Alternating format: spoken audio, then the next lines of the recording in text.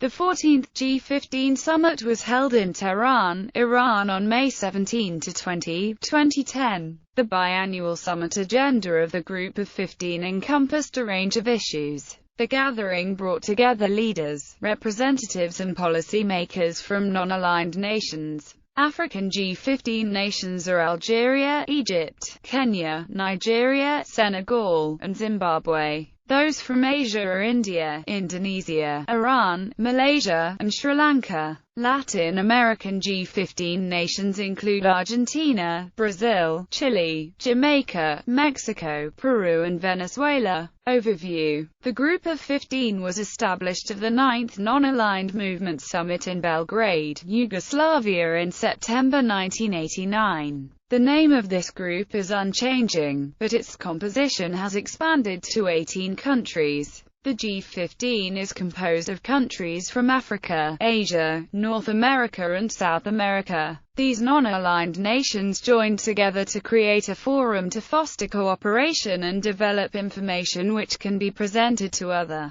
international groups, such as the World Trade Organization and the Group of 8. The G-15 nations have a common goal of enhanced growth and prosperity. The group aims to encourage cooperation among developing countries in the areas of investment, trade, and technology. Meeting independently in Tehran, ministers from Brazil, Iran and Turkey negotiated an agreement on principles designed to revive a stalled nuclear fuel swap deal backed by the United Nations. Leaders at the summit. Those nations represented at the summit were Algeria, Argentina, Brazil, Chile, Egypt, India, Indonesia, Iran, Jamaica, Kenya, Malaysia, Mexico, Nigeria, Peru, Senegal, Sri Lanka, Venezuela, and Zimbabwe. The G-15 membership has expanded to 18 countries, but the name has remained unchanged. The leaders of G-15 nations are core contributors in summit meetings, but only some of the heads of state were at the Tehran event.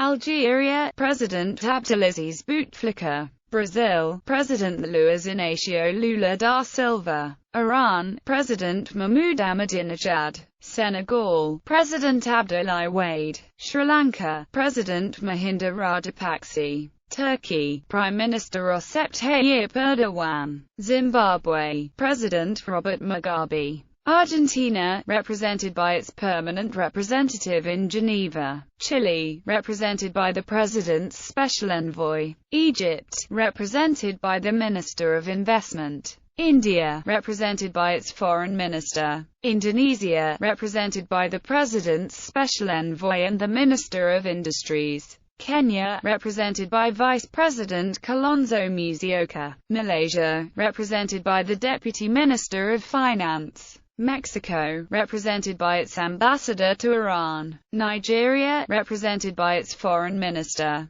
Guest participants. Belarus was represented by its deputy vice president. The Russian ambassador to Iran was in attendance. Priorities. The G-15 perceive an ongoing need to expand dialogue with the G8 and with the G20. The G-15 want to help bridge the gap between developing countries and the more developed and industrialized nations. The fact that some of the G-15 are simultaneously members of these other forums is expected to be helpful. Issues. G-15 nations are united by shared perceptions of global economic issues, and the G-15 provides a structure for working out common strategies for dealing with these issues. For example, the G-15 opposes using the international economic and financial systems as political instruments. The group condemns the use of coercive economic measures or laws against developing countries. G-15 nations have joined together in hopes of escaping from the more polemical atmosphere in other multinational groups and organizations,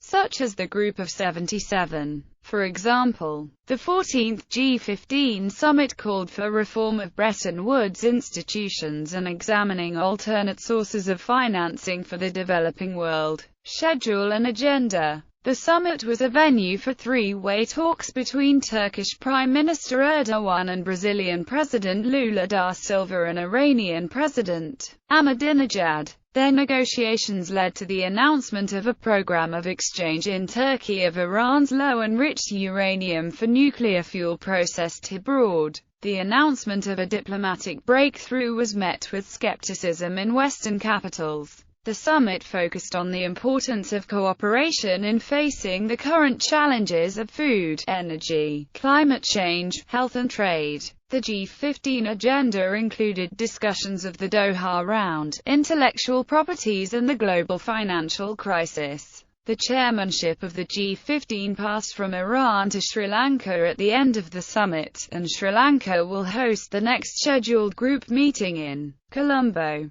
the 15th G-15 summit in 2012.